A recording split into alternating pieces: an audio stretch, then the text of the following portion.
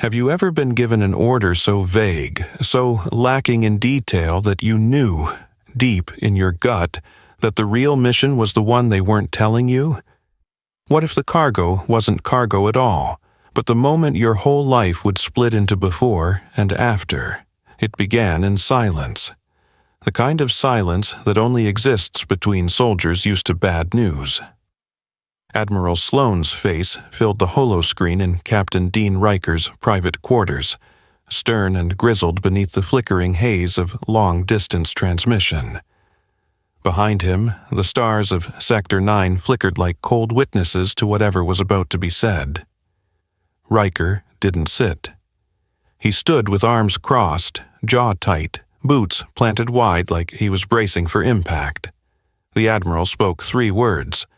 No questions allowed. Dean raised a brow but didn't interrupt. The Admiral continued. You're to receive a secure asset in the next 48 hours. The transfer will occur at Drift Point Theta. You will not open the containment. You will not scan it. You will not discuss it. Not with your crew, not with your second in command, not even with the AI Dean nodded slowly. Understood, but... I said no questions, Captain. Static buzzed, then the feed cut. Just like that. Riker stood alone in the room, the echo of the conversation hanging in the recycled air. Drift Point. Theta wasn't a station. It wasn't even a location marked on most charts.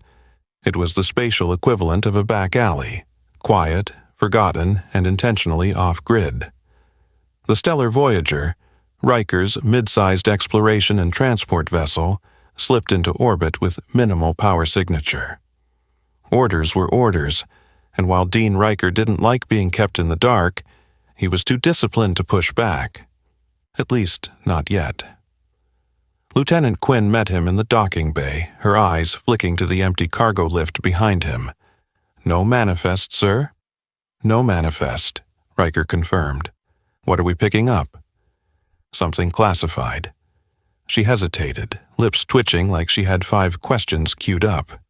He gave her a look. Don't. She saluted and walked off, boots echoing down the corridor. At exactly 200 hours, a shuttle docked without identification.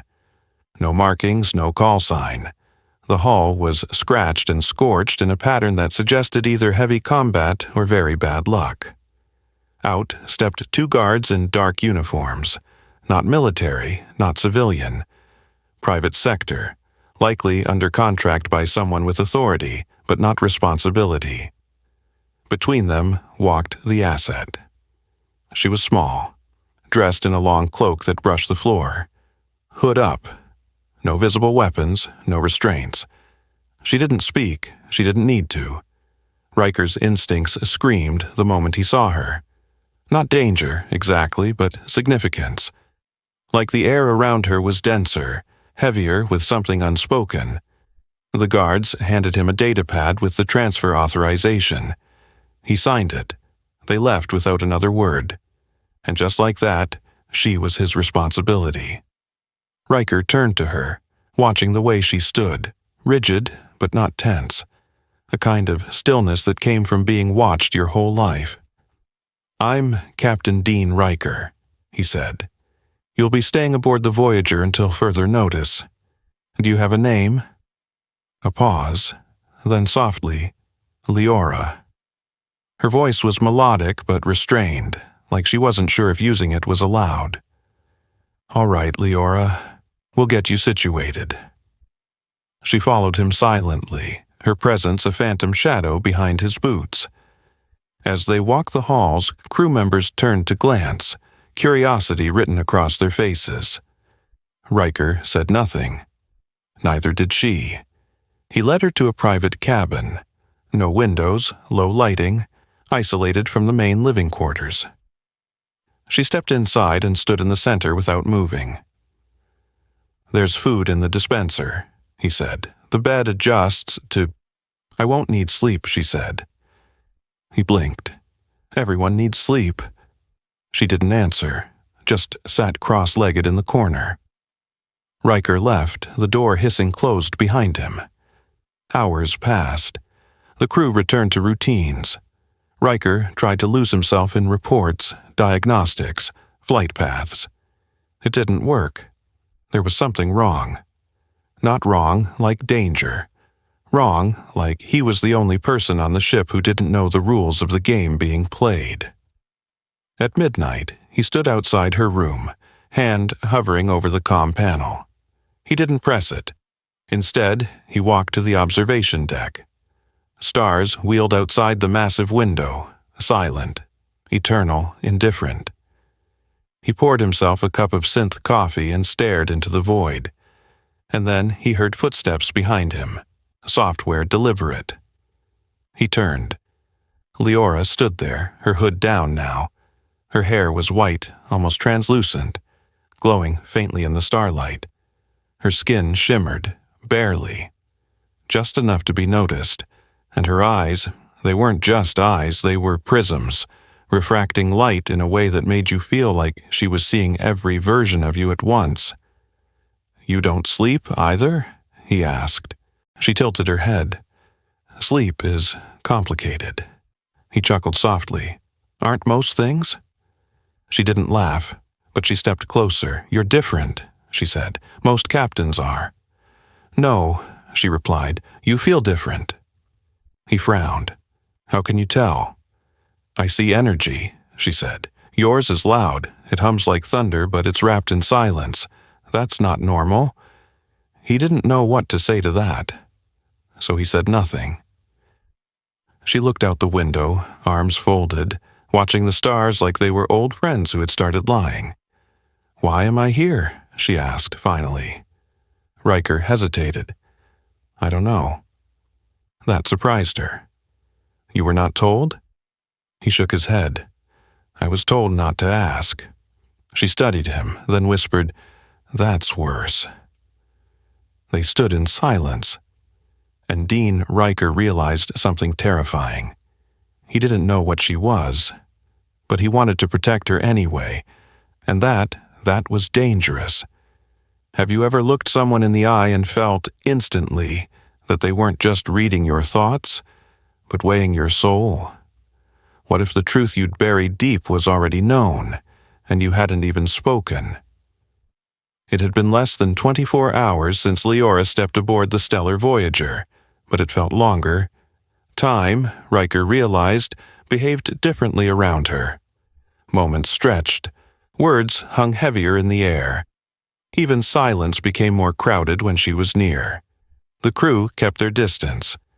Not out of fear, but reverence. As if something in their bones told them she wasn't a guest. She was a force. And like any force of nature, you didn't provoke it. You made space for it. Riker found himself reviewing protocols he hadn't read in years. Not because they applied, but because he needed the comfort of rules. She was unraveling the structure of everything just by existing.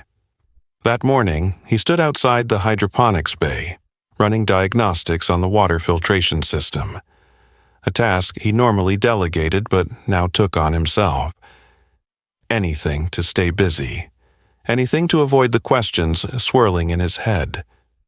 The door behind him slid open. He didn't turn. "I thought you didn't sleep," he said. "I don't," came her voice, soft but clear. He turned to face her. She stood barefoot on the metal floor, cloak gone, wearing a simple tunic provided by the ship's reserves. It hung loosely on her frame, too long in the arms, but she didn't seem to notice or care. Her hair was unbound, falling around her shoulders in a curtain of white and silver. She stepped into the green glow of the hydroponic lights. "What is this place?" she asked. "Food bay," Riker said. "We grow half our own supplies, partly for independence, mostly because the crew hates synth carrots." She moved closer to the rows of floating planters. Her fingers hovered just above the leaves, never touching. The plants shivered anyway. "They respond to you," he observed. "All living things do," she said, "when they're allowed to." Riker studied her. "You're not what I expected." She didn't look at him. What did you expect? I don't know. A diplomat, a political asset, someone colder? She turned then, and for the first time he saw her fully, without fear, without shadows. Her face was youthful, but her eyes, they weren't. They held something older than the ship, older than the war, older than human memory. They told me not to speak to you, she said. Riker raised a brow. Who's they? The ones who trained me, who kept me hidden, who told me silence would keep me alive. He leaned against the console, arms crossed. And now? I don't want silence anymore. That stopped him. For all his years commanding ships, navigating starfields and strategy maps, Riker wasn't trained for this. So he spoke the truth. Neither do I. They stood in that light-filled space, surrounded by rows of growing things. Something about it felt honest, like everything outside the ship didn't exist here, just two people, one human, one not, but neither sure what separated them anymore. I've never left my world before, Leora admitted. Never stepped foot on another ship. Never breathed air that wasn't filtered through ancient trees. Why now? He asked. She looked down. Because they're dying. Your people? No, she said. The trees. Riker frowned. She continued. Our world is alive, not just the plants, the ground, the rivers, everything. We don't use machines the way you do. We shape what's already there, bond with it, speak to it. She looked up. But something's changed. The roots no longer whisper. The sky no longer glows. Something is draining us, slowly. Riker straightened. You think it's external. I don't think, I know. A pause. That's why they're trying to kill me. There it was, not just mystery, threat. She had enemies, and now so did he. Riker didn't flinch. Then we'll protect you. We? My crew, he said.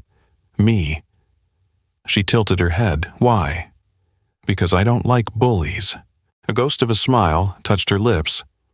You're strange, Captain. You haven't seen anything yet. Another beat of silence passed, then softly, Would you like to see my real form? He blinked. This isn't your real form. No, she said. This is for your comfort.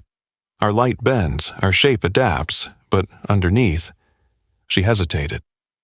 I want you to see it, so you understand, so when the time comes you don't fear me.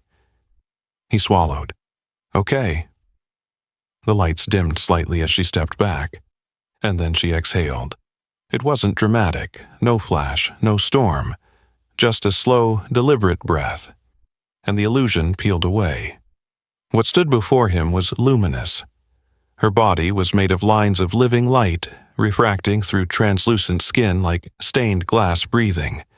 Veins pulsed with soft blue and green glows. Her eyes became spheres of prismatic fire. Her hair floated around her head like solar wind. And yet, she was still her. Still Leora. Still the girl who stood in silence by the tomatoes. Riker stepped forward, slowly, and held out his hand. She blinked, then placed her glowing fingers in his palm. It felt like heat, like a song sung through skin. He looked at her and said, without hesitation, I'm not afraid. And for the first time since boarding his ship, she wept. Not from pain, but from being seen. Have you ever walked into a room and known, without words, without sound, that something was wrong? Like the silence itself was holding its breath. That was how it started.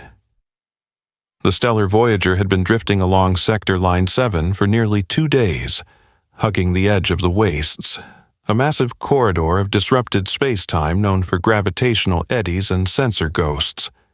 Most captains avoided it. Riker wasn't most captains. In the control bay, the crew ran their usual rotations. Quinn monitored the telemetry. Sato kept the shields calibrated for micro-fluctuations. Everything was quiet. Too quiet. Leora hadn't spoken much since her reveal in the hydroponics chamber. Riker gave her space, but not distance. She had returned to her cabin, light dimmed, aura low. Something in her had shifted. Maybe fear, maybe the first sting of trust. Riker didn't press. Instead, he studied the readouts. Minor power inconsistencies on Deck 3. Unusual sensor echoes to the port side. A faint rhythm in the hull, like something brushing the ship at regular intervals. He knew what it looked like, but he didn't want to believe it. At 0200, the comms board lit up. A distress signal. Weak. Garbled. Quinn tapped the interface, trying to lock onto it. "It's looping," she said, "but the origin's off, no registry." "Coordinates?" Riker asked. "Too close," she said. "It's not coming from outside. It's bouncing from inside the field around the ship." Riker's jaw tightened. "Internal echo? Maybe. Or someone's faking a distress call." The room went still. Then Sato spoke. "Sir, you might want to see this." He pulled up a visual feed from the outer hull. There, just beyond the dorsal ring, was a shape. Not large, but too precise to be debris. A device, magnetically clamped to the hull, and blinking. "Get me full scan," Riker said. But before Quinn could respond, the ship jolted. Not a hit, a ripple, like something had yawned open in the dark. Klaxons flared. Lights dropped to amber. "Incoming breach, aft port," Quinn shouted. Riker was already moving. "Seal bulkheads. Get all non-essentials to lockdown. Quinn, you're with me." He didn't have to say Leora's name.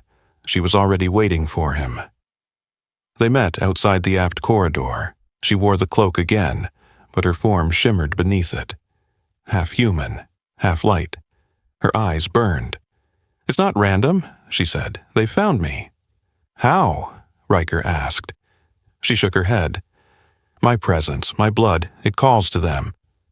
Riker drew his sidearm. "They won't take you." She looked at him, calm. "You can't stop them." He stepped closer. "I can try." The breach wasn't an explosion. It was a fold. A tear in space, stitched open by illegal Krell tech. They stepped through like ghosts, their armor absorbing light, faces hidden beneath refractor hoods. 6 of them. Silent, precise. They moved with surgical efficiency until they saw her and paused. That pause saved Riker's life. Because in that half-second, Leora raised her hand, and light erupted from her palm in a perfect arc. It didn't burn, it blinded. Their visors shorted, sensors scrambled. Riker fired, one down. Quinn fired behind him. Another fell.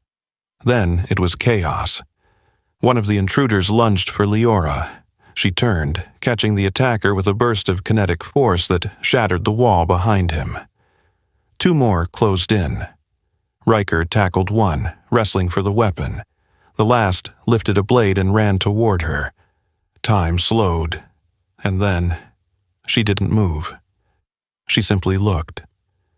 The blade stopped midair. The attacker froze, limbs trembling, then dropped, unconscious. Every one of them, in seconds, lay on the floor, breathing, but out cold. Riker turned to her, panting. "What was that?" She didn't answer. She was shaking, not from fear, from restraint. "If I had let go," she said quietly, "none of them would be alive." "You held back." "I always hold back." They stood among the fallen. Quinn radioed in. "All hostiles neutralized. Hull breach sealed." Riker exhaled, then turned to Leora. "We need to talk." Later, in the strategy room, she explained. "They are Krell Syndicate, hired blades, not warriors, not loyal, just paid. Paid to retrieve you? Number paid to disable me." "Disable?" She looked up, her glow dimmer now. They don't want me dead, they want me silenced. My people are fractured. Some believe I'm a threat to unity. Others think I'm a symbol. Neither side wants me free. Then we're flying in the middle of a civil war. She nodded. And now you're part of it. Riker rubbed his face. Why me? Because you listened, she said. Because when I showed you the truth, you didn't look away. He met her eyes, and what he saw there wasn't fear, it was faith. Faith in him. He didn't know what terrified him more, the Krell, the politics, or the way his heart leapt when she said that. She stepped closer. Captain Riker. Dean, he said. She blinked. Dean. He smiled. And somewhere, deep in the ship, the stars kept moving. But something had shifted. Not in the galaxy, in them. Have you ever offered something out of kindness, only to realize, too late, that the gesture meant far more to the other person than you ever expected? What if that moment of comfort changed the trajectory of your entire life? The storm hit just after they left the nebula. A swirling mass of ionic turbulence, invisible to long-range scans, erupted along the ship's path like a snare, waiting for prey. The Voyager's shields held barely, but the power drain was immediate. Life support had to be rerouted. Auxiliary systems dropped to minimum. Gravity in the lower decks fluctuated. The artificial climate chilled. And just like that, space became cold again. Riker paced the bridge in silence. The worst of the storm had passed, but the residual effect on the ship's systems lingered. Heat loss, condensation on the interior bulkheads, breaths turned to mist in the air. He glanced at the status report on his wrist display and cursed under his breath. Cabins were dipping below safe thresholds for non-insulated organics. That meant one thing. Leora. He found her seated cross-legged in her quarters, as usual. But this time her glow was dimmed almost to nothing. She looked translucent, fragile. "Why didn't you call me?" he asked. "I didn't want to be a burden," she said softly, her lips barely moving. He stepped forward, scanning the room. Temperature was below 10 degrees Celsius. Too low for her physiology. Her hands trembled. "This is ridiculous," he muttered, pulling off his jacket and draping it around her shoulders. It looked like a tarp over her small frame. She blinked up at him. "You're warm." "I'm human," he replied. "We complain more, but last longer." She tilted her head. "You're glowing." He laughed once. "That's called being flushed. Means I'm worried." She didn't reply. He rubbed his hands together, thinking. The ship's heat coils wouldn't stabilize for another 3 hours. She needed warmth now. He looked at the emergency locker by the wall. Inside, folded tightly, was the survival kit, thermal blanket, rations, and a single military-grade sleeping bag designed for Arctic exposure rescue. He pulled it out, unzipped it halfway, and set it on the ground. "Get in," he said. She stared. "In the bag?" "Yes." She hesitated. He turned his back to give her privacy. After a long pause, he heard the soft rustle of fabric. "I'm in," she said. He turned back. She was curled tightly in one corner of the bag, her silver hair spread across the inner lining, hands tucked beneath her chin like a child hiding from a nightmare. He sighed. Then he slid in beside her. The bag was designed for 2 in an emergency, but barely. Their bodies pressed together by necessity. For a long time, neither of them spoke. Her skin was cool against his. His heartbeat thudded against her shoulder, and slowly he felt the tremble fade. Then her voice came, a whisper in the dark. "I've never touched anyone like this before." He didn't answer, didn't want to break the fragile moment. She continued. "Where I'm from, contact is reserved, sacred. We share light only with those we trust completely. He exhaled softly. I didn't mean to cross a line. You didn't. Another pause. Dean? Yeah? Your heartbeat is loud, he chuckled. I'll try to keep it down. She turned slightly toward him, and he felt it, a hand resting lightly on his chest. It wasn't suggestive. It wasn't intimate in the way most would assume. It was trust. She leaned in, forehead resting just below his chin, like she needed to know someone was real, someone was there. He didn't move, didn't dare. I think I'm starting to understand you, she whispered. Not your language, not your world, but you. His throat tightened. She tilted her head. Are all human hearts this open? He swallowed. No, he said, just the ones too stubborn to stay closed. She smiled, not glowing, not ethereal, just human. They lay there in the dark, two bodies from two stars, wrapped in shared heat, breathing the same air. The ship hummed faintly around them, the storm outside fading into silence. And in that quiet, something shifted. Not love, not yet, but something gentler. The kind of understanding that comes before love. The kind that says, I see you, and I'm not afraid.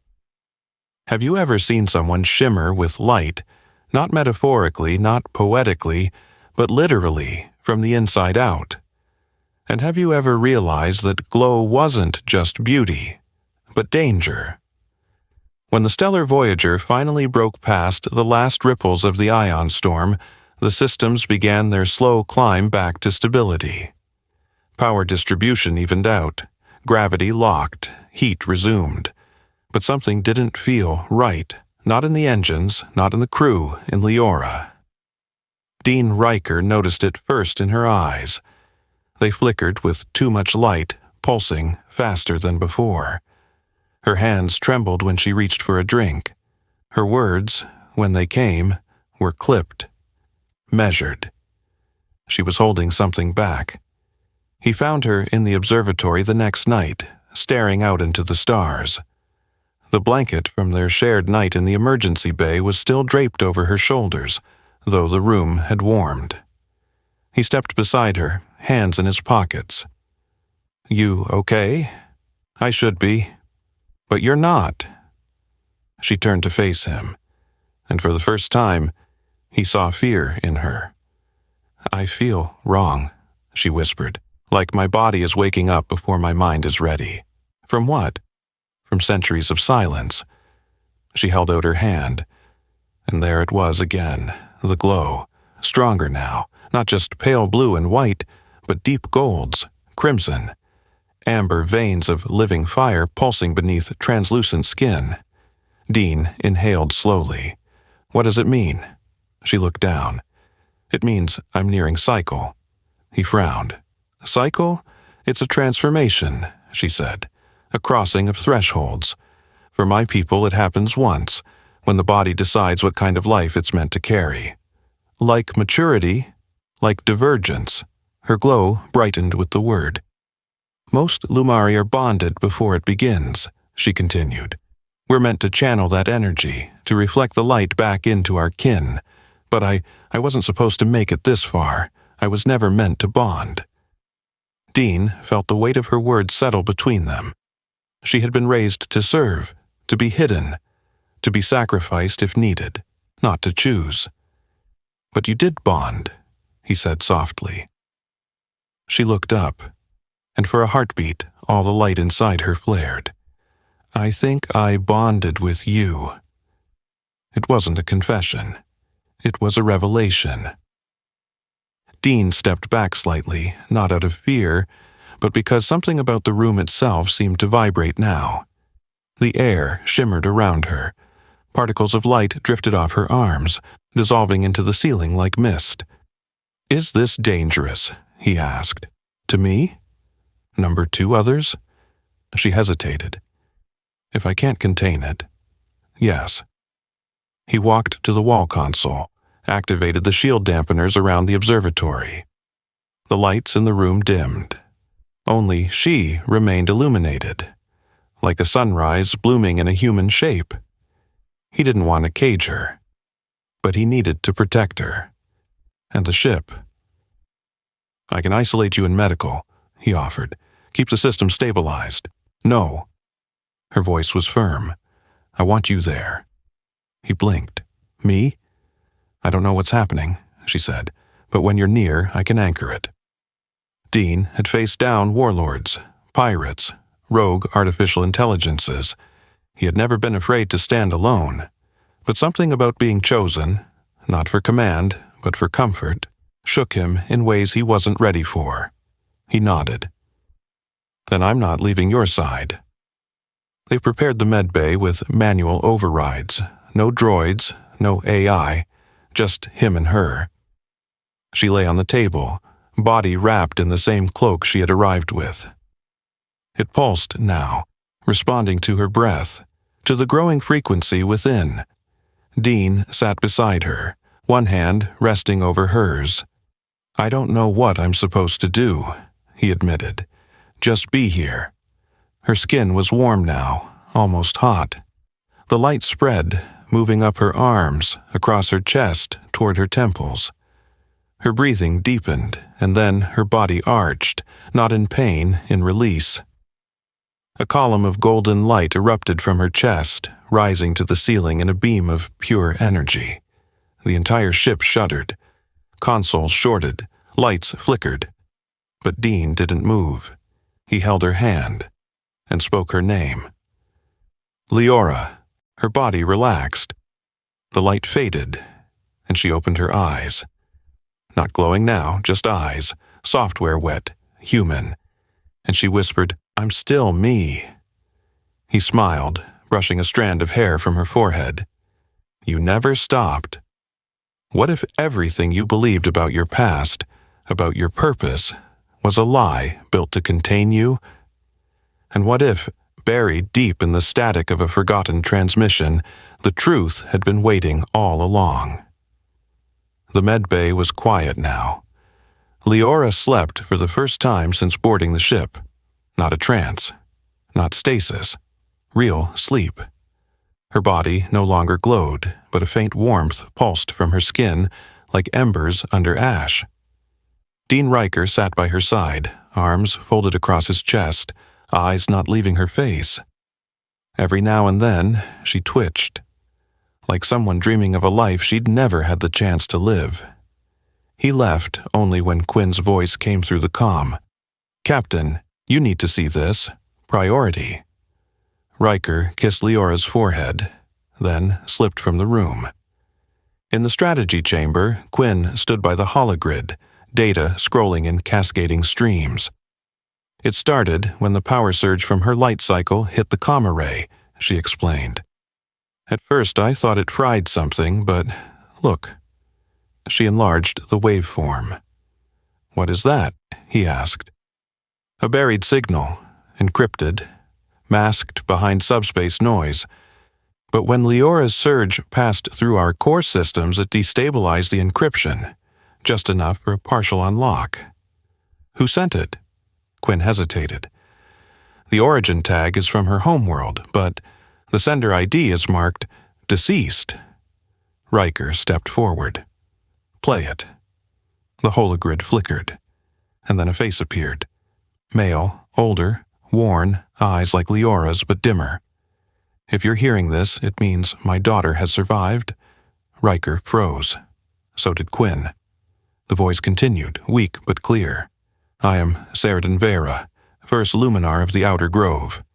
My child, if this reaches you, I am likely already gone.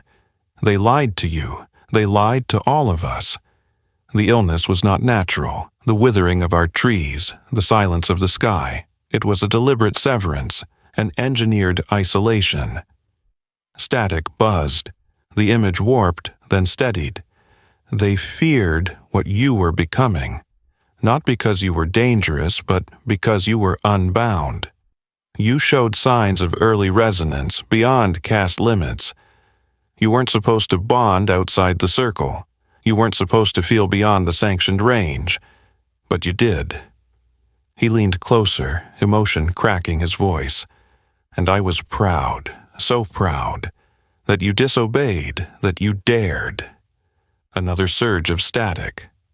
Riker gripped the edge of the console. I tried to protect you, but they took you. Said it was for training, said your name would be sealed until the proper age.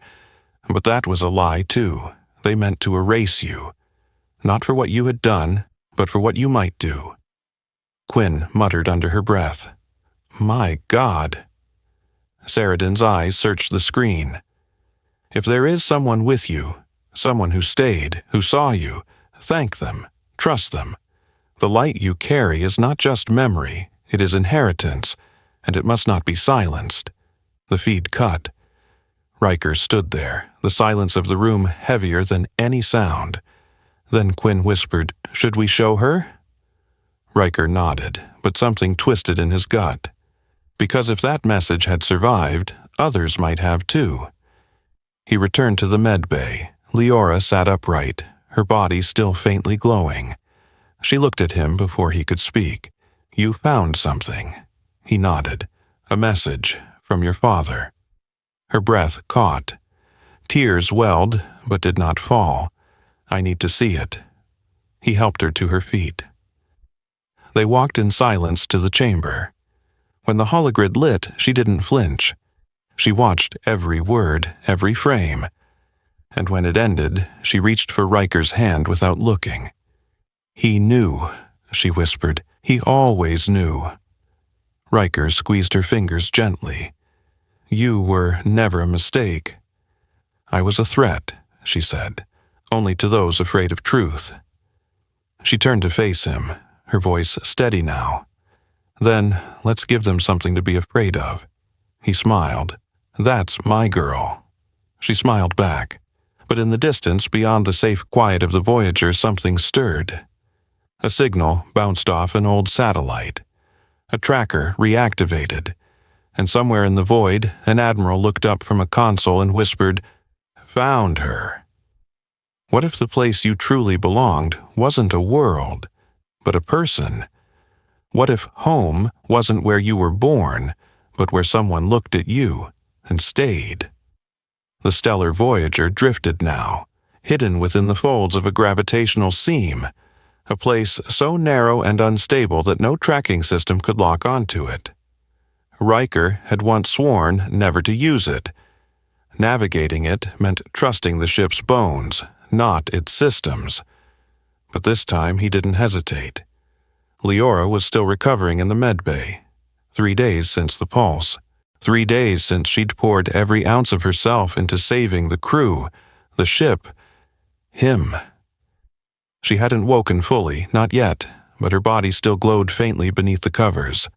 Less like fire, more like a nightlight left on in a child's room. Riker hadn't left her side. Not once. He sat by her now, reading a passage from an old Earth book. His voice low, steady. Not because she could hear it. Maybe she could, maybe she couldn't. He read because silence had become too sacred to leave empty. Then her hand twitched, just once. But enough. He dropped the book. Her eyes opened.